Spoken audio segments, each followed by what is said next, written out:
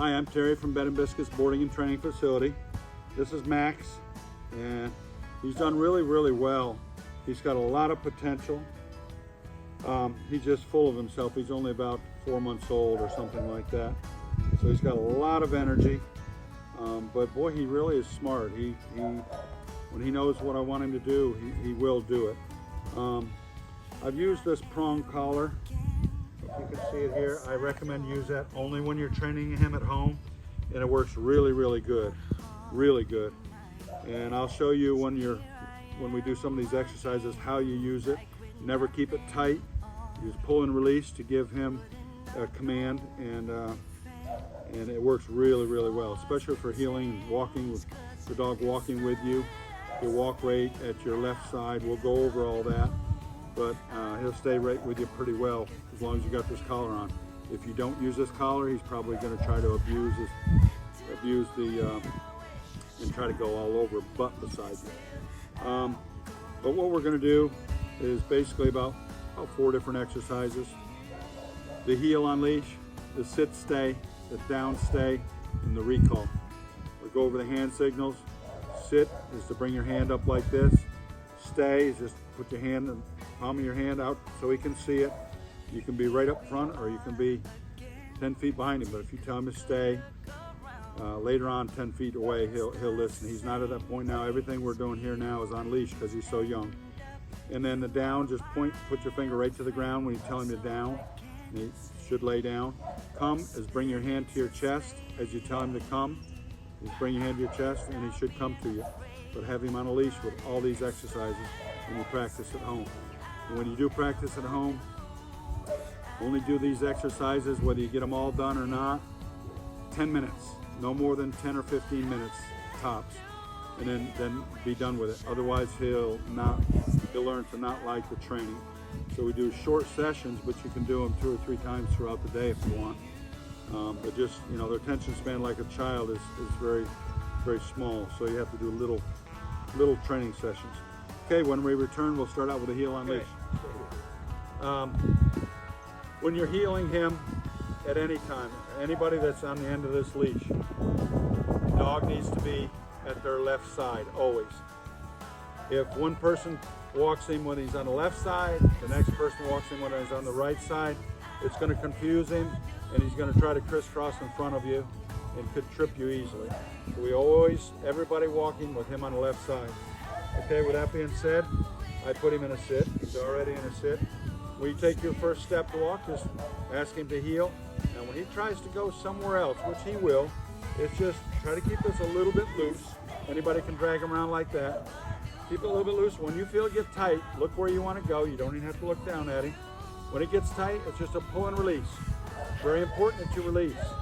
Don't keep it tight. Pull and release. You might have to do it 2 or 3 or 4 times. But keep walking, and he'll come right back to where he was. Okay? When you stop walking, I'm going to try to get him to sit, but as long as he stops when you stop, that's what we're asking for. You ready, boy? Let's go. Heel. Good boy. Good boy. When you stop walking, he automatically sits and praise him. Good boy. Good boy. Good boy. Come on, little man. Easy. When you stop walking, if he doesn't sit, ask him to sit and bring your hand up like that, and he will. Exercise finished and praise your dog. This is going to be Max's sit stay. You're going to put him at your left side, ask him to sit, then you're going to do the stay. Put your hand right in his face, and you're going to walk away just the end of your leash. I've only got about a 4 or 5 foot leash here, and that's good to start out with him because you don't want to walk away further than that at his age. He's very young yet. So what we'll do is put him in a sit, tell him to stay, walk out to the end of your leash, telling him to stay real slowly. You get out the end leash, and then only stay for 3 seconds, and then return to him. Get all the way back to where you were when you started out before you release him. It's very important that you release him, because otherwise, if you don't, he'll release himself before you get back. And later on, this is going to help you a lot when you try to catch him when he's off leash and stuff. He'll wait for you to get to him to be released. So it's very important that you do all this stuff on leash correctly now. Come on, boy. Come on. Come on. Good boy. Okay, we're going to put him in a sit, stay, stay, Stay. Stay. Stay. Stay. Exercise finish. Okay, this is going to be Max's down stay. He's not the best at this, but it's important that we do work on it if you can, because it's the most submissive state for him to be in, and it's important that we get him to do it. So if it's hard for you to bend down, you can kind of use your foot on the leash like this and take him down. But I'm going to get him back in a sit because he's already knows what we're going to do and he's laying down. But to get him in a down sometimes is a little difficult because they don't want to. But you always start with him in a sit first. So you got him sitting. Stay. Okay, Max. You're just going to lead down like this. I take it away with the leash hooks to the collar. Down. And if he doesn't want to go, don't keep asking him. Down. You just take one leg out like that. Stay. Stay. Stay. Stay. Stay. Stay. Exercise finish. Good boy, little man. Praise God. This is going to be his recall. Again, put him in a sit at your left side. Walk away like you did the sit stay. Walk away real slow and tell him to stay. Reinforce the stay as you walk away. That way he'll stay. Then when you turn it, you're facing him and you're about a 4-foot leash. Bring your hand to your chest and tell him to come. Now, he may not come directly to you. He may do whatever. But kind of guide him in when he comes in. I like him to sit at my feet. But if he comes to you, there again, this is to help you later on when you got him off leash and you call him, he comes to you. This is where we have to start out with him on a leash because he's a puppy. So let's see how he does. Stay. First we got him sitting. Stay. Stay. Stay. Come. Exercise finish. Praise your dog. Okay, for a conclusion, Max really, like I said all along, he's really got a lot of potential. And he's a real sweet dog, but he's a little, like them teeth are like needles and the claws are like needles. So they still can make you bleed, you know, and I think that was, I know that was a problem with you guys to begin with. But if he goes to jump, come on Max, I want to show you something. If he goes and you got somebody you're introduced him to, what I do, you can even lay the leash on the ground. Nobody. But I put my foot on it. Put all your weight on it so he can't go anywhere. And you're not getting, it's not tight to him. It's got a little bit of looseness. But if he goes to jump, it stops him. It's not the most comfortable feel for him, I'm sure. And with this collar on, it does, it is like giving a command, a physical command. So each time he goes to do that, it's telling him he can't, and it's not comfortable for him. So eventually he will stop. So, okay, we don't eat grass here. We're not a cow. Okay, so that's an easy thing you can do. Technique is just stand on the leash. A lot of times I just hold this end of it and put this end here like that. And when he goes to jump, he can't. And then pick it up like this. But when you're coming up to him, which is going to happen a lot, and you come up to him and he tries to jump, tell him off. The word is off. Down, remember, is to lay down. So you're going to tell him off. He knows what that means. The reason you're putting that up like that is not to hit him, to keep your elbow straight. When he goes to jump, if he hits his nose into the palm of your hand, that's what you're trying to do. That's not very desirable. It doesn't hurt him, but he's doing it to himself.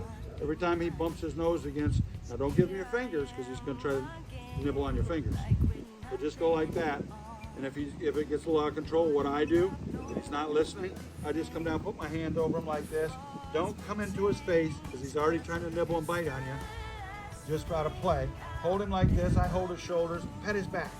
And then once he stops, they're nice and calm. Then you can pet him anywhere. But he's very calm once he gets to this state. So when you first get home, first thing in the morning when he gets up and he's real excited, and he gets in he's a puppy. He's like a 3-year-old kid. He's just got nothing but energy. So it's a good habit. Remember, when you come down like this, don't feed him fingers. If he's in the mood to bite, he's going to nibble on them. Come right down. I go to the back of him like that, pet him like that, hold his head like that. I'm not even have to hold hard at all, just hold. And he's getting what he wants. He's getting the attention, but you're not letting him bite. Another thing we went over, when you're sitting down, if you let him jump with his front paws, or you hold him like this, let him come up and give you a hug. I know he's adorable and it's very hard not to do. But when you allow him to put his front feet on your lap when you're sitting, it means no different than if you're standing here like this. He's going to think he's allowed to jump like this. Your legs are going to get scratched. He's going to be 2 years old and you're still going to be fighting him jumping. So the jumping's a real hard one because everybody he comes in contact with, a neighbor, a friend, a family member, whatever, they all got to be on the same page. Don't let any of them let him jump up and say, oh, that's okay. No, it's not okay, because you're doing harm to the dog. He's gonna, nobody really likes him to jump, especially if he got dirty feet, his nails are sharp. So we want to get that no jumping. It's just so much better to have this dog or any dog that's not a jumper and not wanting to jump on you all the time. So he's done really, really well. I do think, I don't say this with all my training dogs, later on after he grows up, I think he would be a very good candidate to train off-leash. We've not talked about that at all, I don't believe, but I could do all those exercises that I just did now off-leash. He'll walk right beside me when I'm walking, no leash at all. I stop, he stops, come, the down, the sit, the down stay, all that with no leash at all. He's got to grow up a little bit before I can even try to teach him that. Come on, baby, come on. Oh boy, he wants to play. But anyway, he's smart enough and good enough he could learn that. But that's down the road. We could teach him if you want. He would come here for another 4 weeks actually, and we could train him to do that. And it's a tiny bit more money. But I've had a great time with him. I'm going to miss him, and he's a great dog. I think he's a keeper. But thank you very much for giving me the opportunity to work with him.